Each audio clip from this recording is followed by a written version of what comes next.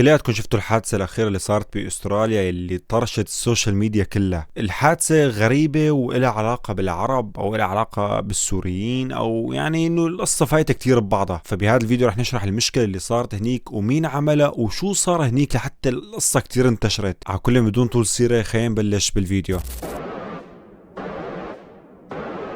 السلام عليكم ورحمة الله وبركاته. SYP is back. رجعنا لكم يا جماعة الخير فيديو جديد، فيديو عن الحادثة اللي صارت آخر فترة بأستراليا. أغلبكم أظن شاف أو سمع عن الحادثة، بس يمكن في عالم ما بتعرف شو صار هنيك. فبهذا الفيديو راح اشرح لكم شو صار هنيك، بس يعني للأسف ما راح أقدر أحط مقاطع. هلا راح أحط المقاطع اللي أصلا مسموحة تطلع باليوتيوب، بس المقاطع الثانية اللي لها علاقة بالحادثة اللي صارت، يعني اللي كانت مصورة لايف، هاي المقاطع راح ينشرون كلهم على انستا، على الجروب اللي عامله على الانستا. راح أحط لكم الانستا تحت بالوصف. أول ما تفوتوا على الانستا تبعي راح تلاقوا غرفة مكتوب عليها غرفة العمليات السرية. أول ما تضغطوا عليها راح تلاقوا الفيديو طالع لكم، فينكم تفوتوا على الجروب وتشوفوا الفيديو يعني بكل بساطة. بس إني أحطه باليوتيوب ما فيني الصراحة، يعني بخاف اليوتيوب يعمل لي مشاكل على الفيديو. المهم يا جماعة الخير خلينا نشرح القصة هلا. في شخص يقال انه هلا بالاعلام يعني يقال انه هو عربي. انا ما بعرف اذا هو فعلا عربي، يعني في كتير هلا فيديوهات عم تطلع انه هو يهودي، هو باكستاني، ما بعرف هو من وين. طبعا يعني صوره هو عم يعمل القصة انه مصور كل شيء، يعني مبين منظره، بس انه الحكومة صارت تقول انه هو عربي. انا ما بعرف صراحة حتى من وين هو عربي، ما بعرف. فهذا الشخص اجى على مكان بيتجمع فيه اليهود، او كان في احتفالية لليهود او مناسبة. المهم انه كان في كتير عدد من اليهود هنيك. فهذا الشخص كان معه سلاح صيد. هذا السلاح فينك تاخده من الدولة بترخيص، يعني مشان تصيد. يعني باستراليا معروف انه بيصيدوا كتير، يعني بعد هاي القصة كمان صارت كتير مشاكل على قصة الصيد. المهم مو موضوعنا هاد. اخذ السلاح هذا وبلش يقوص فيه على العالم. طبعا الفيديوهات كلها منشورة مثل ما قلت لكم، رح احط لكم اياها على انستا. وبلش يقوص على العالم، وراح تقريبا شي 13 شخص مات، وكان في جرحى كتير. فالشخص كان عم يعمل هاي القصة، فهجم عليه واحد كمان عربي، هجم عليه فيديو مصور. طبعا كمان ما راح اقدر احط لكم اياه، راح احط لكم اياه على انستا. هجم عليه واخذ منه السلاح وهو عم يقوص على العالم. يعني انتم متخيلين واحد عم يقوص على العالم، اجى واحد هجم عليه ما معه سلاح، هجم عليه بايده وشلحه السلاح. طبعا هذا الشخص هلا راح نشوف فيديو له بالمستشفى لانه هو انصاب. هذا الشخص اسمه احمد الاحمد، هو عربي مسلم وهو طلع سوري. يعني مو انه هو سوري، فعلا طلع سوري، طلع سوري من ريف ادلب. هلا رح نشوف فيديو مع بعض. وقصة هذا الزلمة كتير انتشرت لانه الموقف اللي عمله، يعني انه ما في اي انسان بيعمل هذا الشيء. واحد عم يقوص على العالم، وبتشوف بالفيديوهات العالم كلها عم تهرب. شو اللي خلى هذا الشخص يروح يهجم عليه وهو اصلا ما معه سلاح؟ ما بتعرف. بس يا جماعة الخير يعني اذا بتطلعوا من ناحية تانية، يعني القصة يعني فيها تدبير. في كتير عالم طلعت صارت تحكي عن الموضوع وتعلق. يا جماعة الخير اخر فترة صار يعني 3 مواضيع بأمريكا وبأستراليا وبسوريا. صارت 3 مواضيع. هال3 مواضيع بيفيدوا إسرائيل، يعني بالمشرمحي هن بالذات ما بيفيدوا إسرائيل، بيفيدوا المغضوب تبع إسرائيل اللي عليه محاكم وعليه كره دولي وعليه كره شعبي وعليه الدنيا كلياتها. على كل أنا ما كتير بدي أتعمق بهالمواضيع، بس إنه يعني هو حابب اتعمق، بس مالي حابب انه فوت بالسياسه وفوت بهالقصص باليوتيوب. بس انه اغلب العالم عم تقول انه مدبر القصه، يعني انه في حدا باعت هذا مشان يقوص على اليهود، مشان الاستعطاف. يعني انه شوفوا اليهود شلون عم ينقتوا بالعالم، وشوفوا اليهود شلون العالم عم يعاملوهم، او شوفوا العرب شلون عم يعاملوا اليهود. اما على قصه سوريا هاي موضوع تاني. هلا اذا بدي احكي فيه ما حدا رح يفهم شيء، لانه موضوع يعني داخلي كتير، يعني داخلي بسوريا، ما حدا رح يفهم شيء عنه. عن الجنديين الامريكان اللي ماتوا على اساس انحطت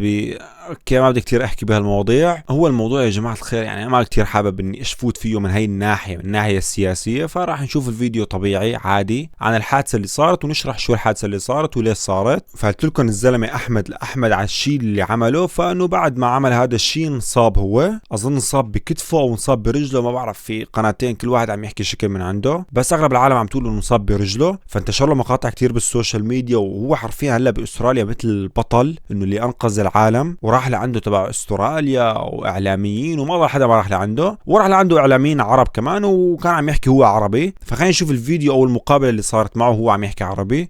لك على راسي كل الشباب، والله يعطيكم الف عافيه، والله ان شاء الله ما بنكفيكم الا بالافراح، ولا تواخذونا. في عبد الله واحمد وكل والله الشباب. على راسي احمد وعبد الله وعلاء وبلال. الله حي الزلم. بس والله ايش بدي اقول لكم، عم مريت بمرحله الله بيعلم. والحمد لله وبس. الحمد لله على كل شيء. ايوه هاي احسن شيء. كتر الله سعيكم يا شباب. الا لامك امي مو حكيت معه يا فلزة كبدي، لا ادعينا يا ايام. حكينا معه. الله يطولنا بعمرك، وان شاء الله عرضي ان شاء الله. وحج غسان الفردوس بيسلم حاج عليك. غسان على راسي، الله يطولنا بعمرك يا حاج غسان، وكتر الله سعيكم. وايش بدي اقول لكم والله العظيم، لا تقول شيء يا ابن خالتي. هلا انت لازم انتم بالقلب. ادعوا لنا الله يشفيك ادعوا لنا بالشفاء، ادعوا لنا الله ييسر علينا ويطلعنا من الله يشفيه. طبعا يعني انه الموقف اللي عمله عن جد موقف بطولي، والضجه اللي صارت عليه والشر اللي صارت عليه عن جد بيستحقها، لانه بصراحه ما في انسان يعني ما في انسان بينحط بهيك موقف وبيعمل نفس اللي عمله احمد. فبصراحه كتير برافو عليه. وفي عالم كتير طلعت تعلق على الموضوع. يعني انا ما بعرف عقل العالم وين بيكون براسهم وين بيكون، ما بعرف. انه صاروا يقولوا لك انه ليه، صاروا يسبوه طبعا لاحمد انه ليش هيك عمل وليش انقذ اليهود يا جماعة الخير انت مفكر حالك عايش وين؟ يعني ما بعرف. ترى شوفوا الفيديوهات، في ما بعرف كم شخص واقف على الشط مدري وين قاعدين عم يركضوا، هدول كلهم يهود.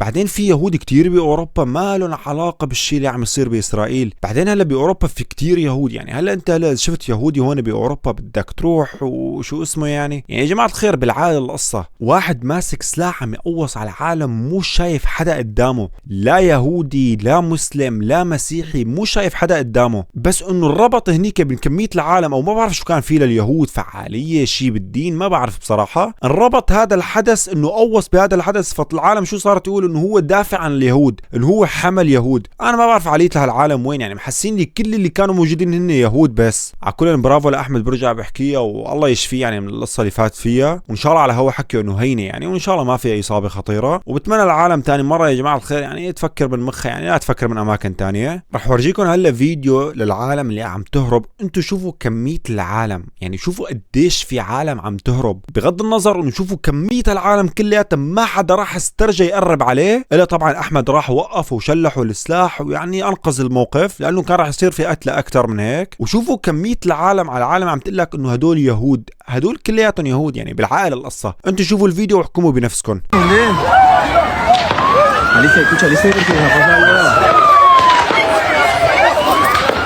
Está pasando pero no sé qué. Pero ¿dónde va la duro?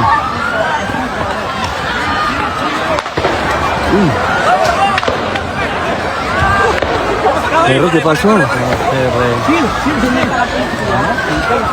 Sí, vámonos ya. يعني مثل ما شايفين العالم يعني كمية عالم مو طبيعية. وهذا شط بحر، يعني مو انه مثلا بيت مسكر، مساحة مسكرة لفئة محددة، هذا شط بحر يعني للعالم كلياتها. فجايين اقسم بالله عن جد في كتير تعليقات قاعدة عم شوفها انه كتير شمتانين. ما بعرف ترى هدول عالم يعني بشر مثلك مثلهم. يعني انا ما بعرف العالم شلون ما بتتقبل هذا الشيء على حاله وبدها تتقبل هذا الشيء على العالم التانيين، انه يلا بالعالم التانيين نصير عادي لانه عم يصير هذا الشيء فينا. انت عايش هذا الشيء، المفروض تحس بهذا الشيء. شلون بتتمنى لحدا تاني يعيش هذا الشيء؟ يعني انا ما بعرف قسما بالله ما بعرف تفكير هالعالم شلون. وانا بتمنى يعني لحدا يضارب على موضوع انه فلسطين وشوف العالم شو عم تموت. يعني انا سوري فلسطيني وانا بهالقضيه اكثر من العالم، اكثر من كثير عالم يعني. فلا حدا يجي يزاوي على هذا الموضوع من بعد اذنكم. على كل ما بدي كتير طول بالحكي وما بدي فوت بقصص توجع لي راسي بصراحة. العالم اللي بتتابعني بتعرف شو قصدي، بتعرف أنا شو جواتي، وبتعرف عن الموضوع اللي عم بحكيه. وبس يا جماعة الخير اكتبوا لنا رأيكم كمان تحت بالتعليقات. انتوا شو بتشوفوا الشيء اللي صار؟ يعني شو بتحكوا انتوا، شو بتقولوا؟ يعني شو بتشوفوا آراء العالم اللي صارت تطلع على هذه الحادثة اللي صارت؟ وانتوا شو رأيكم يعني على هذا الموضوع اللي صار؟ وشو رأيكم كمان بحكي؟ هلا حكيت شيء غلط؟ هلا حكيت شيء صح؟ انتوا اكتبوا لي تحت بالتعليقات. واللي مو حاط لايك يا جماعة الخير يحط لايك، خلينا نوصل الفيديو عدد لايكات كتير. واللي مو اشترك كمان بالقناة يشترك، ما ضل شيء حتى نوصل ل 200,000 مشترك. وحساباتي بتوصل شمعت لو كمان كلياتها بالوصف. اي فكرة تحبوا انه نشوفها، اي فيديو بتحبوا اني اعمل عليه ردة فعل، ابعتوا لي اياها على انستا وعلى التيك توك. او اذا عندكم افكار جديدة او افكار غريبة بدكم يعني اني اشوفها او شغلات طالعة ترند حاليا، ابعتوا لي اياها كان على انستا وعلى التيك توك، او اكتبوا لي اياها تحت بالتعليقات اذا كانت الفكرة يعني كتير طالعة اخر فترة. اكتبوا لي اياها تحت بالتعليقات وانتم حطوا لايك على التعليق اللي طالع يعني. فبس يا جماعة الخير دمتم مدام الوطن ويعيش الشعب، والسلام عليكم ورحمة الله وبركاته.